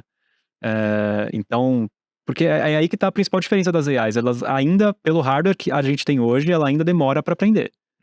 Talvez amanhã a gente vai desenvolver um hardware ainda mais capaz que vai conseguir fazer com que ela aprenda ainda mais rápido, né? Mas por enquanto a gente ainda tem um pouco dessa distância. E a soft skill. O lance que a gente fala sempre, né? Tipo, empatia pelo seu usuário, a AI nunca vai ter. Sim. Só você vai ter empatia pelo seu usuário. Vai saber o que ele precisa ou não. Mas acho que é legal trazer esse slide aqui, né? Porque muito da parte de produtividade eu acho que tá atrás desses estudos. Eu acho que no final, tipo, tem pelo menos um caminho que se no curto prazo a gente, não é uma questão de profissões sendo distintas, mas se o nível de produtividade de um profissional aumentar muito, pode ser que o volume de pessoas necessárias dentro de uma organização para fazer uma determinada função reduza. É uma relação mais de nível de produtividade por profissional do que necessariamente uma obsolescência da profissão, sabe? Sim. Mas é por isso que eu acho que ainda tá muito embrionário, né? Porque ao mesmo tempo a facilidade de implementação dessa tecnologia é tão grande que talvez novas empresas surjam e tenham mais vagas no mercado distribuídas dessa forma. Então é muito isso. A gente tava conversando no outro dia de tipo, como que essa API, às vezes, a gente falava de chamar pessoas específicas para trabalhar um modelo da Terra de recomendação, trabalhar um modelo da Terra, né, de várias coisas ali para área de dados. E agora a gente tem uma API que faz isso, basicamente, né? Então isso quer dizer que a gente nunca vai contratar uma pessoa cientista de dados na nossa história? Não. Pelo contrário. Cresce, né? Tá crescendo. Exato. O job postings de pessoas que conhecem Total. cientistas de dados, conhecimento inteligente. Quer dizer que a gente consegue trazer essas funcionalidades para dentro, trazer valor para o nosso cliente, crescer, ir atrás disso também, e sabe? Então é uma roda da fortuna ali que está sendo trabalhada, que tá muito vai parar, né? Exato. Vai ajustar, né? Exato. Volta na tela o slide. Esse é um slide de um estudo realizado por 2 cientistas. Eu não vou saber pronunciar o nome deles aqui. É Sheked Noy e Whitney Zhang, do MIT. Uhum. Eles conduziram com 444 profissionais experientes de várias áreas de criação de documentos de negócios. Então é bem do dia a dia de negócio. Metade dos participantes usou o GPT e a outra metade não recebeu nenhuma assistência. Aí os profissionais que usaram o GPT, eles produziram documentos em menos tempo, 17 minutos em média, do que os que não utilizaram. Ou seja, teve um aumento de 59%. Quem não utilizou levou 27 minutos. Então aqui você consegue já de saída quantificar. A questão da produção do texto. Agora, produzir um texto, o texto pode ser bom, pode ser ruim, enfim. Aí eles foram avaliar a qualidade, né? Então eles pegaram um grupo de pessoas que, óbvio, não sabiam quem estava produzindo com assistência ou sem assistência, de especialistas para fazer uma avaliação nos textos. E a qualidade dos textos produzidos com o auxílio do ChatGPT foi considerada superior, uma média de 4,5 e uma escala de 1 a 7, em comparação 3,8 para os documentos sem assistência de inteligência artificial. Total. E aí eu acho que tem alguns cenários, né, que eu acho que é legal a gente conversar, né? Tem um cenário que é, assim, a inteligência artificial aumentar transversalmente a produtividade dos profissionais. Então, todos os profissionais têm acesso à mesma tecnologia, todos conseguem fazer uso dela para aumentar a sua produtividade. O mesmo estudo do Goldman Sachs prevê que uma adoção generalizada de inteligência artificial pode aumentar a produtividade do trabalho e elevar o PIB global em 7% durante um período de 10 anos. Né? Então, entra naquilo que você falou, talvez em alguns lugares tenha menos postos de trabalho, porque aumentou a produtividade, mas gerou em outros lugares também novos postos e por aí vai. Mas tem uma outra possibilidade que é legal de comentar, que é reduzir a disparidade que existe hoje entre quem usa e quem não usa, e às vezes até quem é tido como assim, como um profissional de alta performance e um profissional de baixa performance ou de baixa produtividade, sabe? Tem um outro estudo aqui do Shelley Palmer, consultor de tecnologia e negócios, professor de mídia avançada na Universidade de Siracusa, em Nova York. E ele diz, né, que tem uma diferença grande entre perder o emprego para uma máquina e perder o emprego para outra pessoa que desenvolveu habilidades que você optou por não desenvolver. Então é improvável que a inteligência artificial roube o seu trabalho, mas é mais provável que uma outra pessoa que aprendeu a trabalhar com inteligência artificial roube o seu trabalho. Exato. Então isso é uma outra tendência, assim, em curto prazo, me parece que isso faz muito sentido e que depois eu até vira dica para quem tá assistindo sobre como lidar com isso no curto prazo, né? Exato. Eu acho que assim, tá muito, muito cedo pra gente falar que vai virar uma pergunta de entrevista, né? Tipo, virar um teste. O seu case faz um prompt que vai te retornar isso.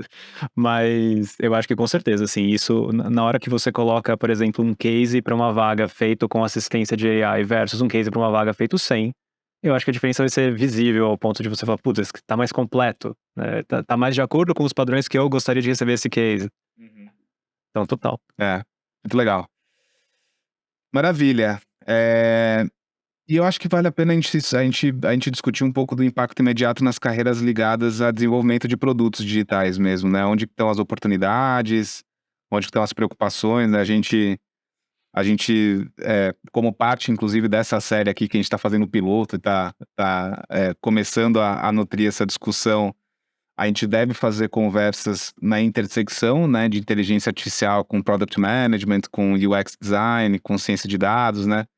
Tentando aprofundar um pouco mais a discussão em carreiras ou em áreas temáticas. Mas queria te escutar, assim, o que você vê de grandes oportunidades e de preocupações quando se trata da área de desenvolvimento de produtos digitais. Tá. A gente tem falado um pouco disso em torno da live, assim, né? Mas tentando juntar um pouco disso, com certeza o impacto de receita é o primeiro. Então, as empresas não estão olhando para isso à toa. Existe toda uma máquina de receita que está sendo olhada, não só de valor para o usuário, quando a gente fala de produtos digitais mais user-centric ali, mas também de produtos internos que tem um potencial ali de abraçar o seu time, vamos dizer assim, né? E ajudá-lo a fazer o que ele faz ainda melhor, muito mais, assim. Então, essa coisa da receita que o seu produto pode trazer com esse tipo de funcionalidade, primeiro ponto.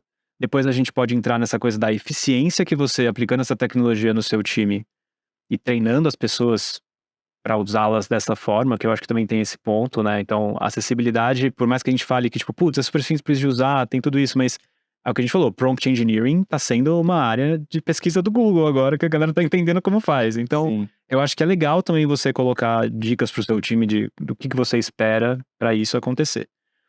Qualidade, eu acho que vai ser uma coisa que a gente vai ver mudar muito daqui para frente, porque por enquanto a gente tá vendo essa assistência de AI pro nosso trabalho dia a dia.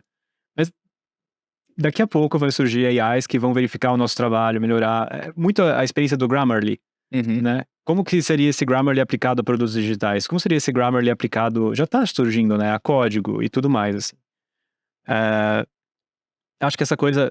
A experiência que você vai oferecer, no geral, pode ser muito mais quando você tá num estágio bem mais early da sua vida como empresa do que antes. Então, putz, você falar para uma empresa que ela teria que ter um sistema de recomendação, qualquer coisa, tudo isso era muito caro até a chegada dessas tecnologias, né? Então agora, putz, com uma única API pagando, né, acho que é 0,0002 cents de dólar, talvez tenha outro zero ali envolvido por cada 1000 tokens, né, que a gente conversou do prompt. Cara, é um valor que, sinceramente, assim, empresas bem early stage conseguem pagar para ter esse tipo de tecnologia super cedo e melhorar a experiência do cliente em muito por cento, assim. Então, tipo, o nível de engajamento que você pode ter de volta, de retorno disso é muito bom. Então, criar um motor, assim. Concorrência, que eu acho que tem um pouco disso que a gente trouxe, né, não é só, é um novo marco no que a gente conhece por tecnologias. Então, a gente falou, né, internet, falou de celulares, né, o mobile mudou o mundo, e agora a gente tá na AI. Isso aqui vai gerar um mercado, uma concorrência, vai ser tanta empresa, tanta oportunidade que eu acho que pode ser gerada disso, né? A gente olha pelo lado otimista da coisa, né? Vai ser tanta oportunidade que vai vir disso, que vai ser muito legal ver o que vai vir pela frente. Sabe? Eu acho que o ChatGPT é um ótimo exemplo do que pode vir pela frente, que desafia um pouco a noção de que, tipo, as inovações vêm da Apple, da Google, da Microsoft, da Meta, sabe? Veio da OpenAI, que foi investida pela Microsoft, mas veio da OpenAI, sabe? Uma empresa que, tipo, tava tecnicamente fora do nosso radar ali de notícias, né? E acho que essa coisa da responsabilidade, né? Quando você coloca AI, e a gente falou bastante disso também, né? A gente tá testando AIs aqui e tudo mais. E se ela alucinar com o meu usuário, né? E se ela começar a digitar um monte de coisa aqui que, meu, como que a gente faz isso, né? Então, essa questão de as empresas olharem com um pouquinho mais de carinho para o que está sendo colocado, testar de verdade, assim, antes de lançar, sabe, ter um comprometimento com a responsabilidade de que trazer essa tecnologia para dentro do produto tem que ter, assim, sabe? Então, eu acho que isso também é um ponto positivo muito legal. Cara, agora preocupações. A gente pode entrar na lista chata aqui, né, de preocupações, mas elas também são essenciais pra gente falar. Tem a questão do viés. Acho que AI e viés são uma coisa que a gente fala também há anos e ele continua existindo aqui. Pela própria lógica do modelo, né? Ele foi alimentado com Dados já com viés enviesados. naturalmente. Exato. Então, tudo que a gente fez até hoje na humanidade, tudo que a gente produziu está enviesado de certa forma. E esse modelo segue esse viés. Assim, tem aquelas camadas que eu falei, né, um pouco antes, assim, que tipo, putz, a gente fala o nosso prompt, mas antes dele dar um resultado pra gente, passa por diversas camadas de filtro para dar um resultado final, que garantem um pouco que não tenta combater o viés, mas existe. A gente sabe que existe, principalmente com a geração de imagem, assim. Então é uma preocupação que você tem que ter, você tem que ser muito específico para não ter esse tipo de problema de viés.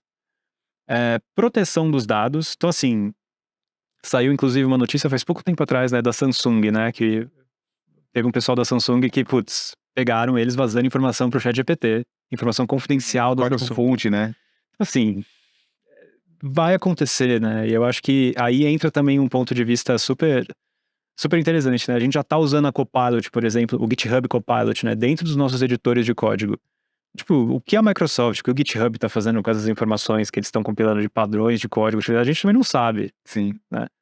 Mas de alguma maneira, ele é um trade-off pra nós, né? De tipo, putz, que legal, né? Ele tá oferecendo pra mim esse tipo de magia que eu posso completar super rápido aqui meu código, essa produtividade.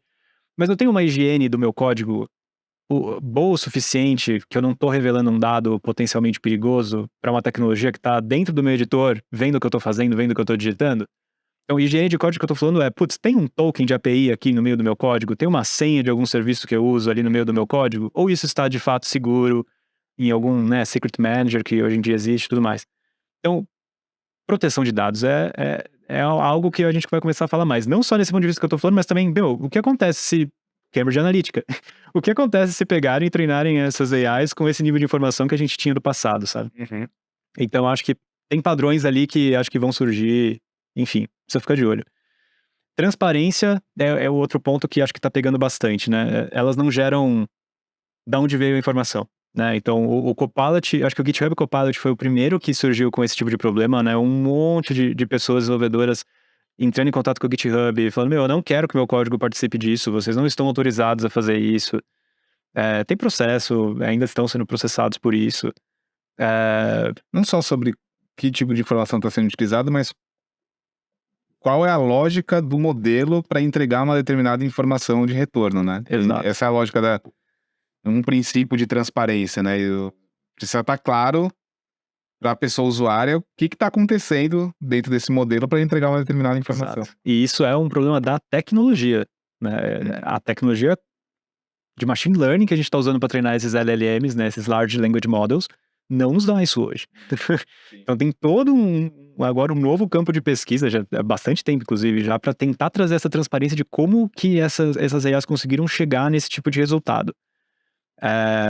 Mas é isso, assim, enquanto elas não falarem as fontes pra gente disso, também a gente tem que ter um pouco do pé atrás, assim, né? De se perguntar, putz, de onde ela tirou essa informação? Essa informação é verídica? Não é verídica? É algo que a gente precisa se perguntar. Enfim, acho que a responsabilidade das decisões tomadas, né? Então, a Tesla brincava, feio falar assim, mas assim, acho que entrava um pouco nesse assunto, né? Uhum. Essa moralidade da AI. Então, se a AI decide proteger o passageiro ao invés de um pedestre, ou ao contrário, se ela decide, o que acontece, né? Qual que é a responsabilidade dessa decisão? Vai pra onde? Vai pra empresa? Vai pra quem comprou o carro? Sim. E acho que, no geral, é aquilo que eu te falei, né? Tipo, a segurança e integridade dos dados. Se algum hacker entra ali na OpenAI, o que ele consegue fazer? A gente também não sabe, nunca aconteceu. A gente não tem ideia qual é o perigo ali, né? E por fim, cara, acho que acesso à inclusão. Acho que... Será que a gente vai acabar excluindo mais pessoas usando essas tecnologias? Acho que é uma pergunta que a gente tem que se fazer ainda mais, né? No cenário que a gente vive, cara, que exclusão em tecnologia já é uma verdade, a gente já lida com isso há alguns anos, né? Então, como que a gente consegue trazer essas tecnologias para que a gente consiga promover a inclusão e não fazer ainda mais uma exclusão acontecer, né? Sim.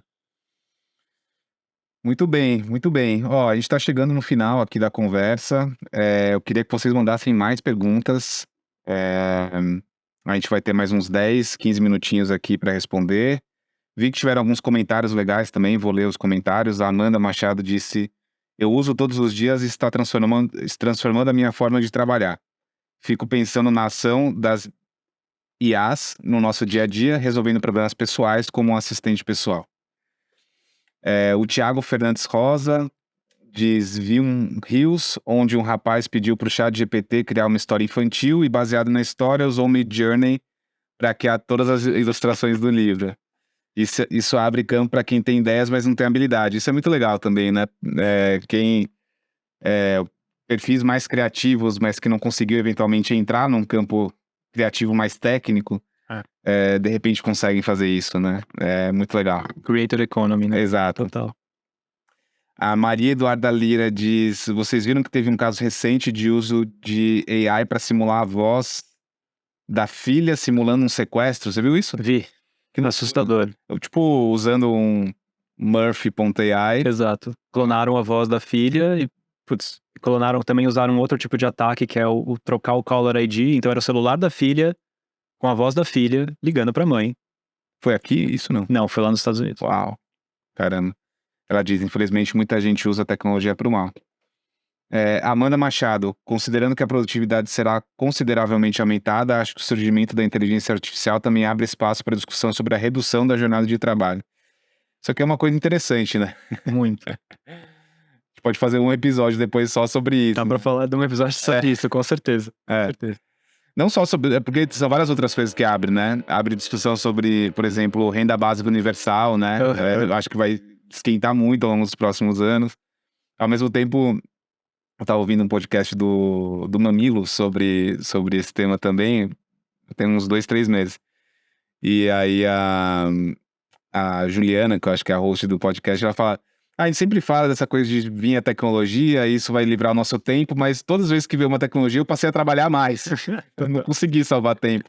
No final, o tempo que eu salvei eu coloquei em algum outro lugar, sabe?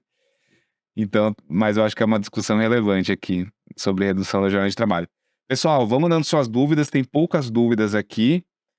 E enquanto vocês mandam as dúvidas, a gente vai fazer uma demonstração rápida no playground do ChatGPT. Bora. Que eu acho que é legal para todo mundo entender também por trás as instâncias do ChatGPT, né? Os modos de uso. Ah, legal. Você diz de usar sistema, usuário, assistant. Legal. Acho que... Aí, boa. Então, basicamente, o playground do ChatGPT é a interface que a OpenAI disponibiliza pra gente poder brincar com a API deles. E aí, como é que funciona a API deles, né? A gente pode passar o comando pra API deles com 3 atores diferentes, vamos colocar aqui. É o comando do sistema, que na GPT... Eu descobri que na GPT 3.5 eles falam que os comandos de sistema são levemente ignorados pelo modelo. Eu fiquei tipo, pô, sério? Mas tem isso, tá? Mas o sistema é quando você seta parâmetros para serem usados em todo o restante do chat, como sendo meio que um spark inicial de criatividade para sua AI. Então é aqui, quando a gente brincou, né, do tipo, você é uma consultora de moda, é aqui que você digitaria. Você setou, o sistema setou o parâmetro que está configurando o que essa AI tem que ser. Então, por exemplo, você está fazendo um chatbot de atendimento para sua empresa, você é um chatbot de atendimento para uma empresa que faz isso, isso, isso. O nome da empresa é isso, isso, isso. Você está no mercado há tanto tempo. Passando tudo que você conseguir como um system, porque aí o seu user vai mandar a mensagem aqui. Então, tipo, que horas vocês trabalham? Que hora que a loja está aberta? E aí, o chat acontece aqui. Acho que para esse exemplo a gente pode... Uma das empresas, inclusive, que recebeu um monte de investimento agora, um volume alto, não vou lembrar quanto, chama Character.ai. E você tem, sei lá, milhares de personagens, alguns reais, alguns fictícios, que você pode conversar, interagir como se fossem eles. Que legal. O Google fez um exemplo disso em alguma Google I.O. também, que você conversava com Netuno ou Plutão, alguma coisa assim. Era uma AI que você conversava com o planeta. É super legal. E essa empresa especificamente foi fundada por um brasileiro. Olha que... Essa Character AI. Muito legal. Então, no Playground a gente consegue testar todos esses tipos de resposta. A gente não consegue simular, se não me engano, assistants. Não, consegue sim. A gente consegue também falar que se a gente quiser simular como se fosse uma resposta que a própria GPT trouxe, tá? Pra gente começar, vamos começar do nível básico. Eu separei aqui num documento em branco alguns prompts que eu acho que é legal pra gente testar. Então, de primeira, que eu acho que é legal trazer isso, né? A diferença de um bom prompt.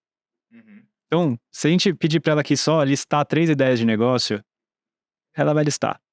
Mudar de produtos orgânicos, com aumento de preocupação das pessoas com a saúde, serviço de limpeza ecológica, delivery de refeições veganas. Legal. Trouxe aqui já uma ideia boa. Vou apagar essa resposta.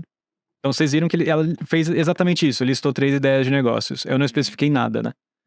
Então, agora, se eu trazer para ela o seguinte. Liste 3 ideias de negócio na área de mobilidade.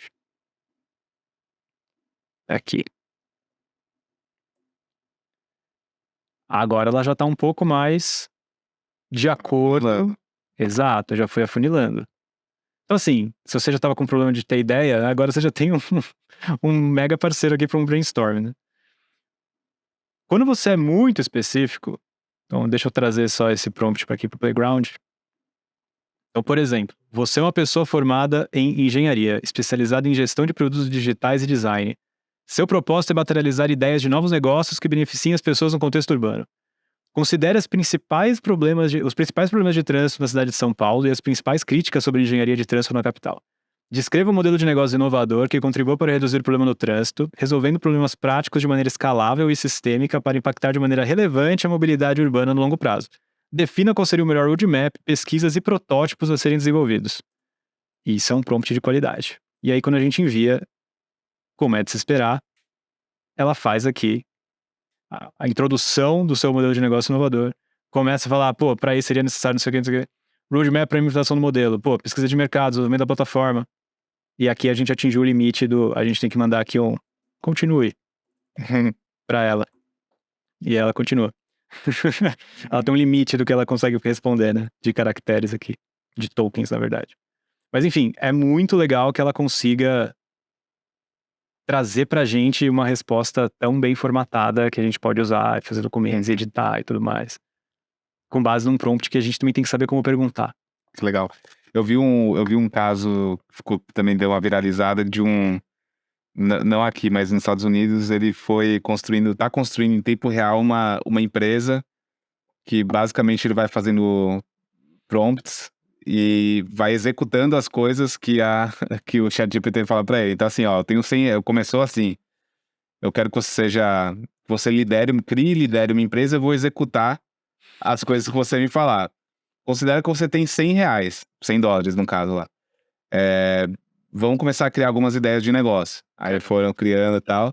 E aí ele foi registrando isso e tá postando, conseguiu investimento para startup, tá fazendo um monte de coisa. Começaram a ganhar dinheiro muito rápido mesmo, que ela sugeriu se eu não me engano, foi um site de afiliados para produtos naturais, alguma coisa assim. Logo começou a ganhar dinheiro com recomendação de produto na Amazon. É bem, bem interessante o caso também. Mas muito bom, legal. Olhamos aqui um pouco por dentro do playground da OpenAI. Maravilha. Bom, chegando no final aqui, vou passar rapidinho por algumas perguntas. O Oscar da Silva, o que vocês acharam da carta pedindo uma pausa nas pesquisas sobre AI? Eu escrevi sobre isso no meu LinkedIn.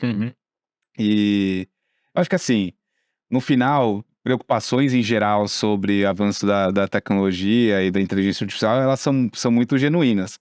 Eu achei a carta especificamente uma estratégia de proteção de mercado por alguns que ficaram um pouco de fora né, assim, viram que a coisa andou rápido demais e pediram para parar um pouquinho acho que mais com mecanismo de proteção de mercado mesmo. Foi a leitura que eu fiz dessa carta especificamente. Total. Eu acho que tem pontos importantes dessa carta, né? Primeiro, o Elon Musk, que depois assinou a carta e depois de algumas semanas lançou a XAI, lançou antes de ontem. Então, tipo assim, pera, pô, você começa a questionar, né? Qual foi a real motivação dele ter assinado a carta?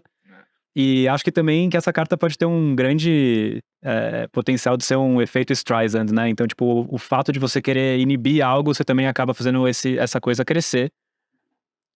Essa carta só trouxe esse negócio em coisa de criptomoeda, a gente tem o termo FUD, né? Que é Fear, Uncertainty e Doubt. Essa carta trouxe isso para esse mundo das AIs, assim. Então, acho que agora a gente tá vivendo nesse mundo do Fear, Uncertainty e Doubt. E o que a gente faz com isso? Mas elevou o hype ainda mais, sabe? Sim. Tipo, em vez de abaixar o hype, elevou o hype ainda mais. Sim. Então, esperemos. Esperemos. mais uma pergunta aqui, eu tô correndo porque a gente vai ter mais 2 minutos só, então eu vou fazer mais 2 perguntas super rápidas. Geosan Brasil, gostaria de mais informações sobre o método que será utilizado para o controle das IAs em questão de segurança. Já se sabe disso? Alguém... Não se sabe. Uma porque a GPT, na GPT-4, a OpenAI não abriu nada de como o modelo funciona, ele está sendo um total black box por enquanto. O que se sabe é que existem outras camadas, umas feitas por outras AIs e outras não, que passam por cima de todos os prompts gerados por ela e fazem parte da decisão de escalar ou não algo como uma resposta oficial. Mas assim, mais detalhes sobre essa tecnologia, como ela funciona, está perdido em papers e nem tudo está sendo liberado ainda. E até agora, pelo que eu vi, também tem algumas ferramentas que é de detection, né, de detecção de inteligência artificial, mas elas não estão sendo bem sucedidas, né? Exato. É muito difícil saber se um texto foi gerado por inteligência artificial ou não, se uma imagem foi ou não, né? Muito. É muito fácil de burlar esses sistemas de detecção ainda. Acho que esse é o ponto, né? Completamente. Mas, como tudo, talvez hajam inovações de desenvolvimento aí nas próximas semanas, né? Nos próximos dias, né? Quem sabe? E a Daisy Souza pergunta se a gente vai ter algum curso direcionado para o tema na Terra. A gente tem falado bastante sobre isso, né? Tem falado bastante sobre isso. A ideia é que sim. E a gente está tentando entender o que são domínios especificamente do campo de inteligência artificial e o que são integrações desse tema com as carreiras e com as áreas que a gente trabalha. Product Management, UX Design, né, negócios digitais em geral. Então sim, até a ideia desse encontro aqui foi começar a esquentar um pouco o assunto para a gente, a partir daqui, evoluir. E deixem suas sugestões também, o que vocês estão buscando aprender, aonde que estão as dúvidas. A gente vai produzir muito conteúdo aqui para as assinantes da nossa plataforma, então vai ser um prazer ouvir e criar junto com vocês, tá bom? Chegamos ao final. Foi legal? Foi ótimo. Eu adorei também. Me diverti. Passamos o tempo. Mas, obrigado, foi ótimo. Adorei conversar com mais foco com você sobre esse tema. Para quem estava assistindo, super obrigado também pela presença. Espero que em próximas também tenhamos a companhia de vocês. E é isso. Vamos em frente. Bora. Valeu.